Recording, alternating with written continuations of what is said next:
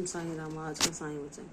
बाबा, आप कहते हो कि ऐसे लोगों को जो तुम्हारे साथ बुरा करते हैं उन्हें माफ़ करते चलो, लेकिन मेरे बाबा, मैं उन्हें 1000 बार भी क्षमा कर दूँ तब भी वह मेरी नम्रता को, मेरे भोलेपन को मूर्खता समझकर फिर से वही गलतियां दोहराते हैं, फिर से मेरे भोलेपन का गलत फ़ायदा उठाते हैं, फिर से मुझे वही तिरस्कार, व्यंग के रूपों में ताना देते हैं। मेरे बाबा, आपने कहा है कि तुम ज्ञानी बनो, ऐसे लोगों की संगत से दूर हो जाओ, लेकिन मेरे बाबा, जब मेरा ऋणानुबंध ही इन लोगों के कारण है तो मैं कैसे इनसे दूर हो सकता हूँ। मेरे साईं, आप मुझे जब ज्ञान प्रदान करके मुझे बताते हैं कि तुम अपने मुख के देह की ओर अपना ध्यान लगाओ, सबकी बातों को जाने दो, यह तुम्हारे प्रारब्ध हैं जिसको तुम भोग कर अपने जीवन में नए अध्याय को प्रारंभ करोगे। तो मेरे बाबा, इतने समय लंबे संघर्ष को झेलने के बाद मन में कभी कभी वो उदासी और हताशा आ जाती है कि कब मेरे दुखों का अंत होगा, कब इन सब से मेरा ऋणानुबंध खत्म होगा, कब इन के कष्टों से मैं मुक्ति पाऊंगा। क्योंकि बहुत लंबे समय तक झेलने के बाद और बहुत प्रयास करने के बाद भी हम उतनी महानता नहीं ला सकते, उतनी उदारता नहीं ला सकते जो ईश्वर में होती है। हम एक साधारण मानव हैं और हम में भी कोई अगर हमारा बार बार सेवा भाव देखने के बावजूद भी हमारा तिरस्कार करता है तो कहीं ना कहीं क्रोध, दुख, ये भाव मन में उभर आते हैं और हमारा मन उदासी और हताशा की ओर जाने लगता है कि जब हम इतने प्रयास कर रहे हैं लेकिन फिर भी हमें कोई सकारात्मक प्रयास अपने जीवन में क्यों नहीं दिख रहा। तो मेरे बच्चे, जिसकी जितनी लंबी परीक्षा होती है उसको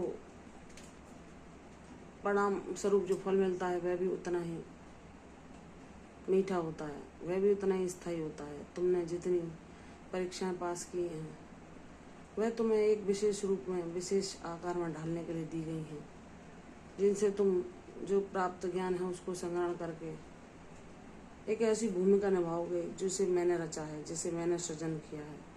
मेरे बच्चे, तुम विशेष हो, इसका तुम्हें शीघ्र ही पता चल जाएगा। तुम जो ढूंढ रहे हो, जिन चीज़ों से तुम्हें खुशी मिलती है, प्रसन्नता मिलती है, तुम्हारे जीवन में वही कार्य तुम्हारे मुख्य ध्येय की ओर तुम्हें ले जाएंगे। मेरे बच्चे, तुम गायन और नृत्य में विशेष रुचि रखते हो ना, मैं इन्हीं कार्यों के माध्यम से तुम्हें अपनी लीलाओं का सहभागी बनाऊंगा। मैं इन्हीं के कार्यों के द्वारा तुमसे अपना उद्देश्य पूर्ण कराऊंगा। इन्हीं के द्वारा तुम मेरी साधन बनोगे, मेरी सेवाओं का माध्यम बनोगे। मेरे बच्चे, इन्हीं कार्यों के द्वारा तुम दूसरों के जीवन में खुशियाँ, प्रसन्नता ला सकोगे। मेरा विश्वास करो, तुम्हारे जीवन में जो मेरी अद्भुत लीला घटने वाली है उसके लिए प्रसन्न मन से, सकारात्मक ऊर्जा से उसका स्वागत करो। बाबा से कहो, बाबा मुझे इतनी शक्ति दो कि मैं उन आने वाले सुनहरे दिनों के लिए अपने मन को उमंग, उत्साह से सजा सकूं। मेरे साईं, सदैव आप मेरे साथ रहना। जब मेरा जन्म नहीं हुआ था तब भी आप मेरे साथ थे, जब मैंने आपको गुरु माना तब भी आप मेरे साथ थे, जब मैं परेशानियों में, दुखों के अंधेरे में गुमराह हो गया तब भी आप मेरे साथ थे। आप मुझे वहाँ से एक गुरु की भांति उन अंधेरों से, उस भटकाव से उंगली पकड़कर कैसे बाहर ले आए, मैंने अपने जीवन में यह अनुभव पाया है।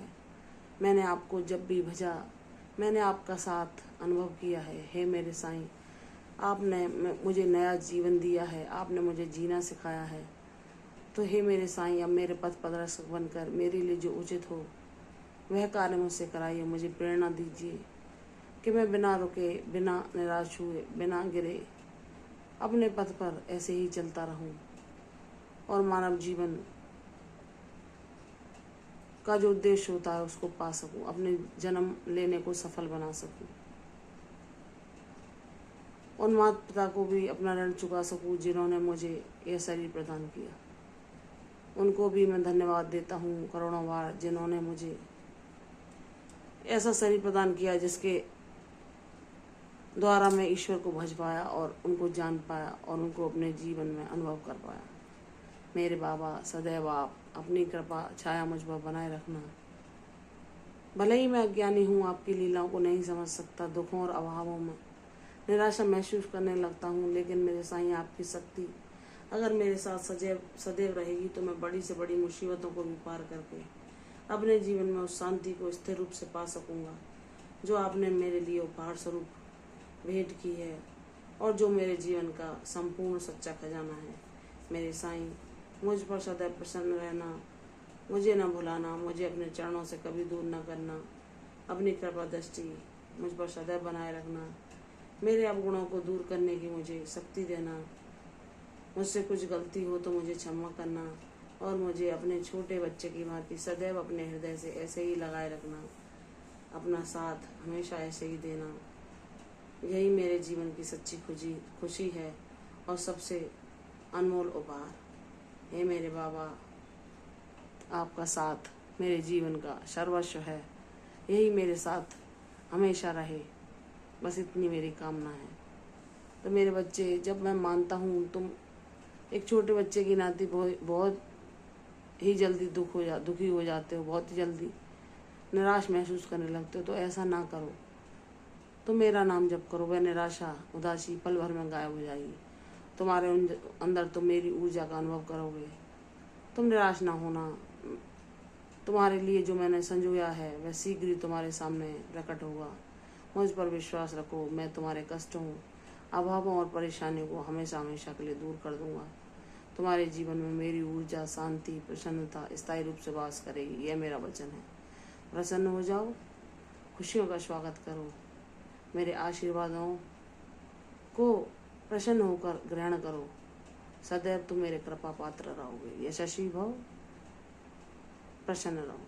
कल फिर आऊंगी साईं वचन के साथ, तब तक के लिए ओम साईं राम।